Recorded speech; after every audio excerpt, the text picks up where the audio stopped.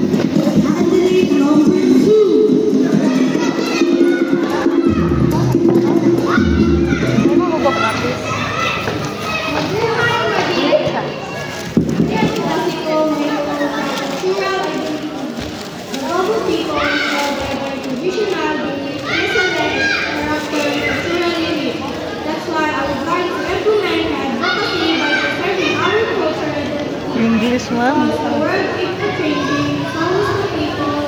The some of the youth nowadays are neglecting or denying.